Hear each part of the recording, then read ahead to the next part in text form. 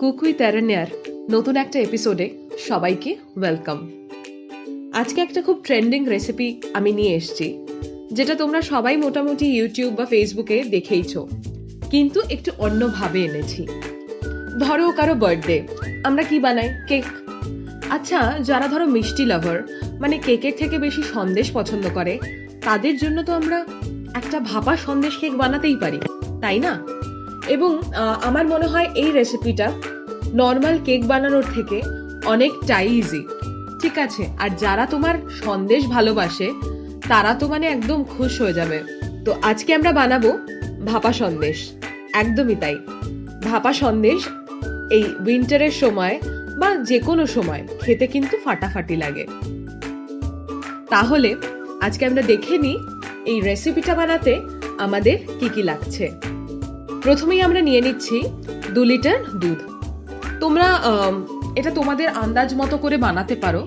আমি 2 লিটার নিয়েছি, তোমরা যদি 1 লিটার নাও সেক্ষেত্রে বাকি পরিমাণগুলো কিন্তু হাফ হয়ে যাবে। দুধটা আমি বয়েল করে নিয়ে দুধটা ছানা কেটে নেব। আমি 4 টেবিল স্পুন জল নিয়ে তার সাথে 4 টেবিল স্পুন ভিনিগার অ্যাড করছি।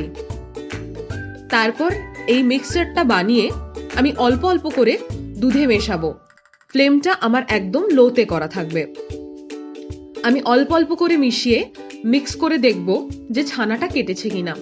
অনেক সময় যারা ধরো একদম মানে প্যাকেট দুধ নয়, গরুর দুধ ইউজ করে, সেক্ষেত্রে কিন্তু এটা ছানা কাটতে অনেক বেশি টাইম লাগে। সেক্ষেত্রে ভিনিগারও বেশি লাগতে পারে, এবং যদি ভিনিগারে না হয় সেক্ষেত্রে কিন্তু একটু লেবুর রস যদি আমরা অ্যাড করি, জিনিসটা অনেক স্মুথ এবং তাড়াতাড়ি হবে।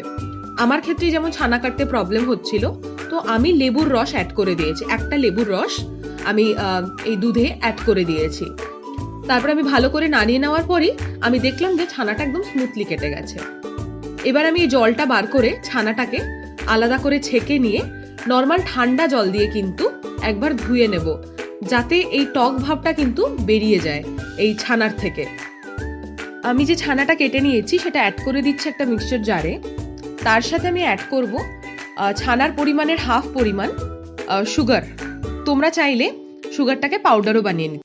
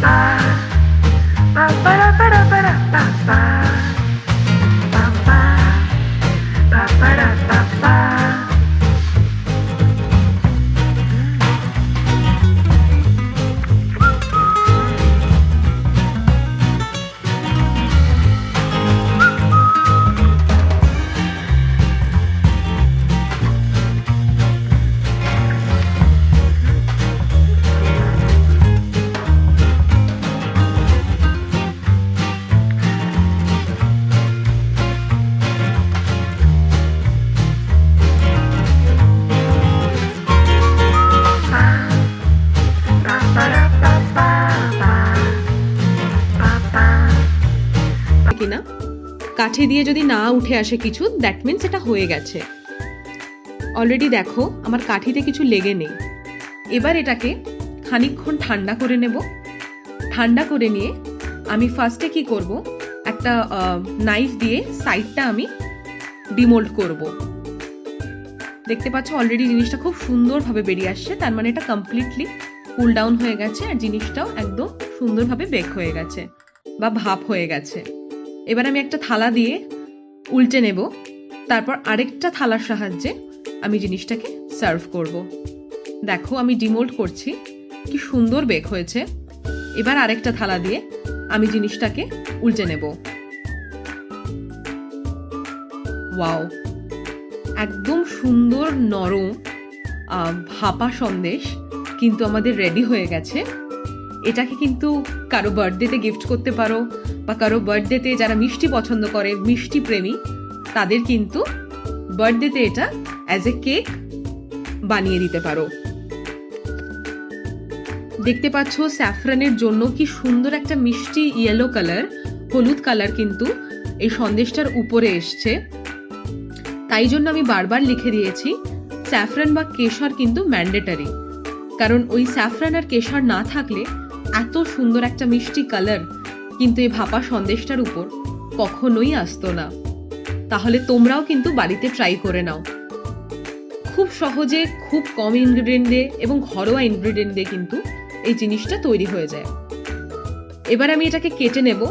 ভেতরটা কেমন হয়েছে তোমাদের তো দেখাতে হবে। যদি আমার কাটতে খুব কষ্ট হচ্ছে, স্টিল আমি কাটছি। আমি এটাকে স্কোয়ার স্কোয়ার পিসে কেটে নেব, যাতে ঠিক মিষ্টির দোকানের সন্দেশের মতো লাগে। দেখো কি সুন্দরভাবে জিনিসটা এসছে এবং জিনিসটা কতটা সফট, মানে একদম নরম, পুরো সফট হয়েছে। দেখো কি সুন্দরভাবে কালারটাও এসছে, উপরে একটা হালকা ইয়েলিশ কালার, ভেতরে একটা সাদা কালার, ভীষণ সুন্দর, ভীষণ নরম ভাবে কিন্তু দেখো অলরেডি একটা জিগল হচ্ছে।